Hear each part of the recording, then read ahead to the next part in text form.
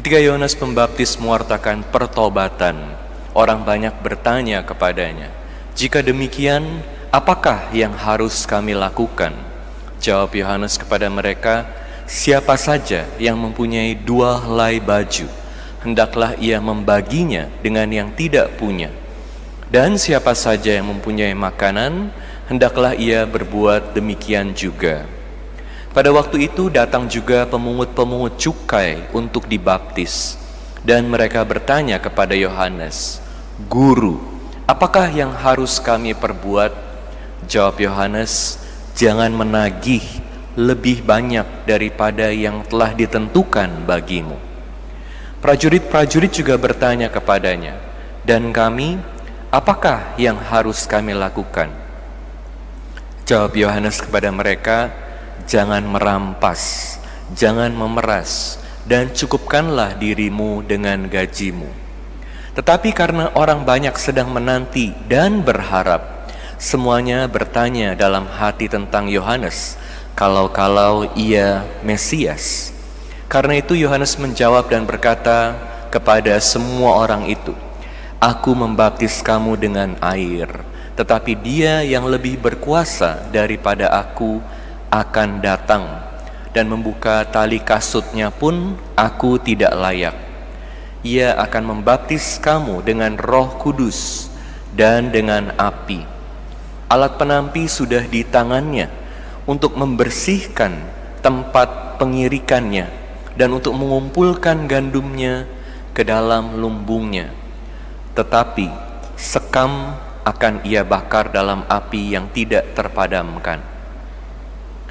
Dengan banyak nasihat lain, Yohanes memberitakan Injil kepada orang banyak. Demikianlah sabda Tuhan. Terpujilah Kristus. Bersukacitalah senantiasa, Tuhan sudah dekat. Saudara-saudari sekalian terkasih dalam Kristus, hari ini hari Minggu Sukacita. Oleh karena itu saya mau mengajak Anda untuk merenungkan tema ini lebih dalam, sukacita dan pengharapan. Sukacita dan pengharapan. Pertama, saya mau mengajak Anda melihat sukacita yang dikatakan oleh Santo Paulus adalah sukacita yang berkesinambungan, terus-menerus. Sukacita ini menjadi mungkin karena poin kedua, berakar dalam Kristus. Dalam hidup kita sehari-hari, sukacita ini menjadi mungkin karena kita hidup dalam pengharapan. Sukacita yang terus-menerus berakar dalam Kristus karena kita hidup dengan pengharapan. Saudara-saudari sekalian terkasih dalam Kristus, kapan kita bersukacita? Kenapa kita bersukacita? Kita bersukacita kalau kita mendapatkan apa yang kita inginkan. Kalau ingin makan makanan yang enak, bisa dapat makanan yang enak, bersukacita. Kalau ingin baju yang bagus, udah cari bajunya kemana-mana tapi nggak bisa dapat, satu hari bisa dapat, bersukacita. Kalau mau dapat pekerjaan yang baik, bisa dipromosikan, udah kerja keras, satu hari dipromosikan, bersukacita. Sakit bisa sembuh, bersukacita. Pertanyaannya, kita bisa terus bersukacita atau tidak? Mendapatkan sukacita ini dari apa yang kita inginkan terjadi, apakah ini bisa selalu terjadi? Tentu kita tahu jawabannya. Dalam hidup kita ini up and down, seringkali seperti roller coaster. Kalau dapat apa yang kita inginkan, wah senang sekali, tapi kalau nggak dapat, sangat kecewa. Jadi hidup kita seringkali dipenuhi dengan ketakutan. Tapi hari ini Santo Paulus mengingatkan kita bahwa sukacita yang diperintahkan Perhatikan baik-baik bahwa Santo Paulus dalam bacaan kedua ini memerintahkan kita untuk sukacita. Ini adalah sukacita yang terus-menerus. Dikatakan bersukacitalah senantiasa dalam Tuhan. Bagaimana ini bisa terjadi? Gereja mengajarkan, ini ajaran gereja, ini menjadi mungkin karena kita hidup dalam pengharapan, dalam rahmat pengharapan. Waktu Konsili Vatikan kedua, ada satu dokumen yang sangat penting yang dihasilkan oleh Konsili Vatikan kedua. Itu antara tahun 62 sampai 65 ya. Mungkin banyak yang belum lahir. Saya juga belum lahir waktu Konsili Vatikan kedua. Tapi waktu Konsili Vatikan kedua ini ada satu dokumen yang sangat penting dan sangat indah. Judulnya Gaudium et Spes. Kalau hari ini adalah hari Minggu Gaudete, hari Minggu sukacita. Dokumen Gaudium et Spes ini artinya sukacita dan pengharapan. Jadi sukacita yang sejati selalu didasarkan atas pengharapan. Kenapa ada pengharapan?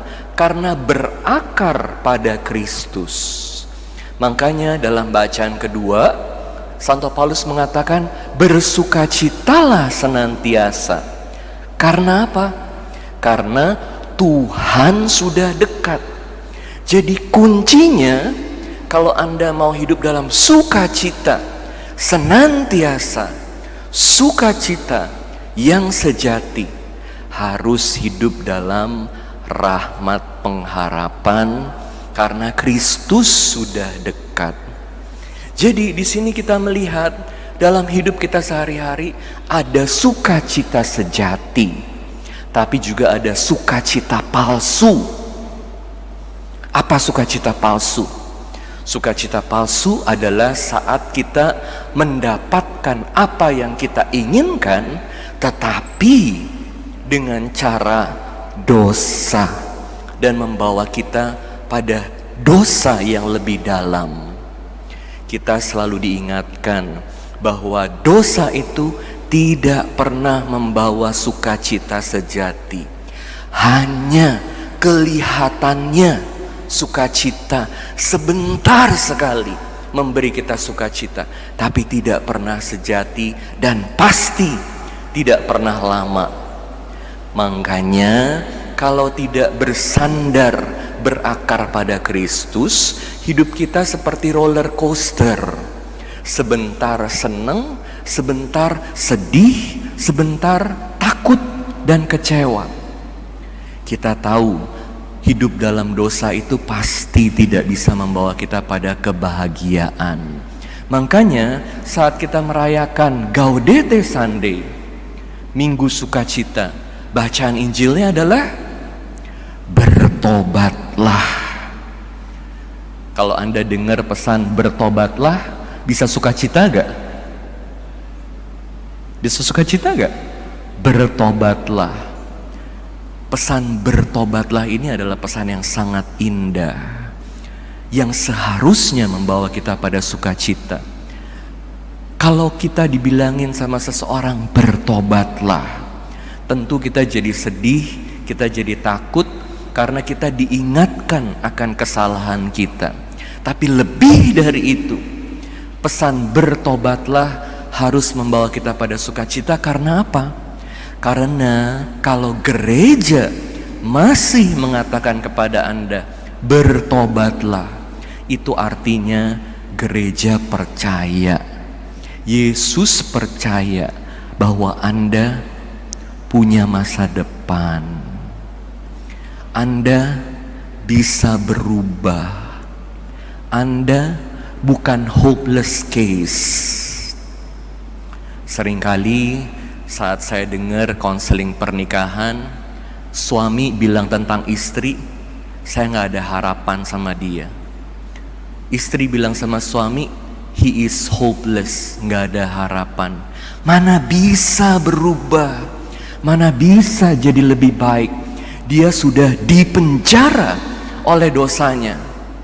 Gak mungkin bisa berubah. Ini pandangan manusia. Syukur pada Tuhan, gereja selalu ingetin, bertobatlah. Karena segelap apapun masa lalu Anda, bersama Kristus, dengan rahmat Kristus, pasti Anda bisa punya masa depan yang baik. Makanya Uskup Fulton Sheen itu katakan, seringkali ingatkan, semua santo punya masa lalu, semua pendosa punya masa depan. Jadi kalau ada romo yang ingetin, bertobatlah, jangan sedih dan kecewa, bersukacita, puji Tuhan, saya masih punya masa depan. Bahkan seperti dikatakan dalam bacaan Injil, seorang pemungut cukai pun yang hidupnya bergelimang dosa, orang Israel itu sebel sekali sama pemungut cukai. Mereka panggil pemungut cukai ini buaya. Pemungut cukai pun bisa bertobat, bisa punya hidup baru. Gak ada yang gak mungkin buat Tuhan. Oleh karena itu, jangan cari sukacita, kebahagiaan palsu. Cari yang sejati dengan memperbaiki hidup kita. Makanya bagaimana sih sukacita yang sejati ini? Kan dalam hidup kita pasti tidak bisa selalu mendapatkan apa yang kita inginkan. Coba Anda lihat dalam hidup, lebih sering mana? Dapetin yang Anda mau, apa dapetin yang Anda tidak mau? Nah, jadi kuncinya ketika kita berakar pada Kristus, kita hidup dalam rahmat pengharapan. Perhatikan baik-baik, pengharapan yang adalah rahmat ini bukan sekedar pengharapan yang didasarkan atas usaha manusia atau sekedar hoki dapetin apa yang kita inginkan. Rahmat pengharapan adalah salah satu dari 3 rahmat yang kita selalu minta dari Tuhan. Rahmat iman, pengharapan, dan kasih. Rahmat iman, pengharapan, dan kasih. Romo, kenapa pengharapan itu adalah rahmat? Rahmat ini kan artinya adikodrati, hanya Tuhan yang bisa kasih. Kenapa pengharapan ini adalah rahmat? Karena pengharapan ini adalah tentang mencapai Allah. Saat kita mendapatkan iman, kita melihat bahwa tujuan hidup kita adalah Allah.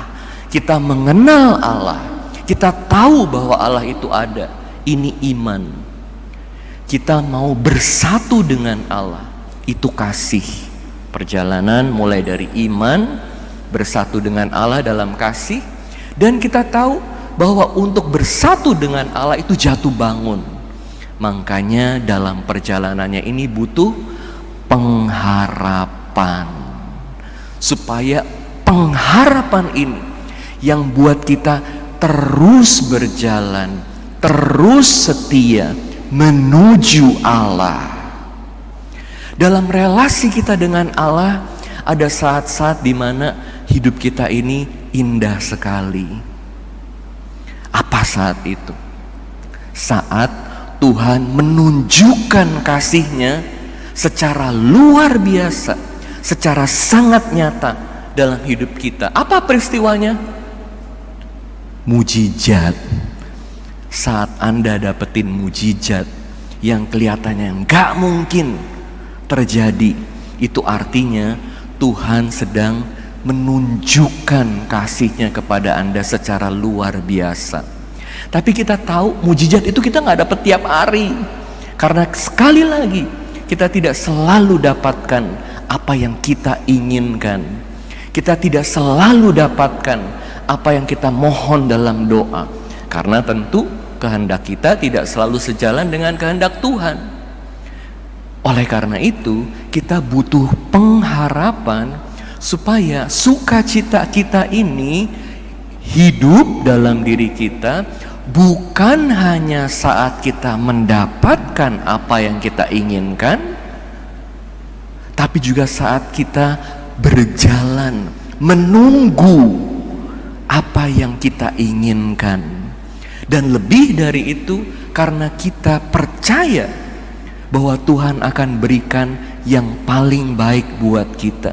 Jadi walaupun kita nggak dapatkan apa yang kita inginkan, tapi karena kita hidup dalam rahmat Tuhan, berakar pada Tuhan, kita selalu percaya bahwa apa yang kita dapatkan dalam hidup yang Tuhan berikan kepada kita adalah yang terbaik. Ini yang menjadi sumber sukacita buat kita, berakar dalam Tuhan. Karena kita hidup dalam rahmat pengharapan, satu hari kita akan dapatkan yang paling penting, persatuan dengan Tuhan.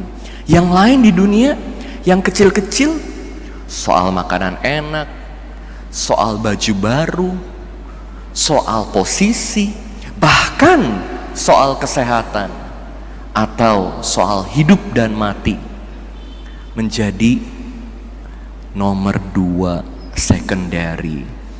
Semuanya ini sejauh mengarah pada Tuhan, membawa kita pada sukacita yang sejati. Jadi kejar rahmat pengharapan ini, mohon pada Tuhan dalam doa Anda, Tuhan beri saya rahmat pengharapan, supaya saya tidak putus asa, supaya saya selalu mengejar Engkau, persatuan dengan Engkau, dan selalu bisa menerima apa yang terjadi dalam hidup saya. Kemarin saya baru bersuka cita dengan seorang oma. Oma ini umurnya udah 80 tahun lebih dan minta dibaptis. Cerita pembaptisannya ini luar biasa, karena sepanjang hidupnya puluhan tahun dia itu punya kepercayaan, bukan kepercayaan pada Kristus, dan juga ada gunakan kuasa-kuasa lain yang jadi pegangannya, yang buat dia merasa aman. Tapi berapa bulan yang lalu dia kena sakit COVID, dan tentu karena umurnya udah 80 tahun lebih, sakitnya juga jadi parah, apalagi ada komorbid yang lain. Oma ini udah sangat takut dan dia udah harus pakai respirator. Waktu mau dipasang respiratornya itu, oma ini dapat seperti mimpi atau penglihatan, tapi dalam penglihatannya itu anak-anaknya juga belum Katolik ya, tapi dia punya satu mantu yang Katolik, yang rajin doa, juga rajin ke gereja RM ya, selalu doain mama mertuanya. Jadi saat dia mau diindus koma, mau dibuat koma karena mau dipasang respirator itu, oma ini dapat penglihatan atau mimpi. Dia bilang ada orang-orang yang mau ajak dia, ayo ikut saya, beberapa orang. Tapi dia ada rasa takut dan rasa gak enak, jadi dia gak mau. Tapi tetap diajak, sedikit dipaksa. Oma ini bisa tahu-tahu bilang, Yesus tolong saya, Yesus selamatkan saya. Kok bisa ya? Tahu-tahu ingatnya sama Yesus. Saat dia bilang begitu, tahu-tahu dia sadar. Saat dia sadar, ternyata dia ada di rumah sakit, dan dia, loh masih di rumah sakit ya. Habis itu, sesudah itu dia dibuat koma ya, jadi di respirator itu beberapa hari. Dan ini jadi ingatannya dia yang paling jelas sebelum dia pakai respirator untuk beberapa hari. Saat dia udah sadar lagi, dia langsung ingat Yesus. Sekarang oma ini udah sangat sehat, udah bisa jalan biasa, lakukan berbagai kegiatan biasa, dan dia minta untuk dibaptis. Tapi waktu dia sadar, dia tanya sama anak mantunya ini, waktu saya koma, kamu lagi ngapain? Ma, saya selalu rosario buat mama. Jadi mantunya ini tiap hari rosario beberapa kali buat mamanya. Jadi mamanya bilang, aku mau dibaptis, aku mau jadi Katolik. Makanya kemarin oma ini dibaptis. Keluarga besarnya hadir, tapi yang Katolik ini anak-anaknya nggak ada yang Katolik cuma mantunya aja. Senang sekali karena mamanya mengalami Tuhan, mengalami rahmat. Ini adalah saat dimana oma ini mengalami kasih Tuhan secara luar biasa. Bagaimana hari-hari ke depan? Apakah mujizat selalu terjadi? Kita bisa terus berharap bahwa Tuhan selalu menyertai kita. Bahkan dalam saat sulit hidup kita pun, kita selalu percaya dan berharap Tuhan menyertai kita. Gak selalu kita bisa dapetin apa yang kita mau, tapi pasti kita bisa mendapatkan penyertaan dari Tuhan, bahkan dalam saat sulit kita sekalipun, sehingga kita bisa kuat melewatinya. Dan di akhir nanti kita bisa sungguh bersatu dengan Tuhan. Bersukacitalah senantiasa, karena Tuhan sudah dekat. Tuhan mau hadir dalam hati Anda. Amin.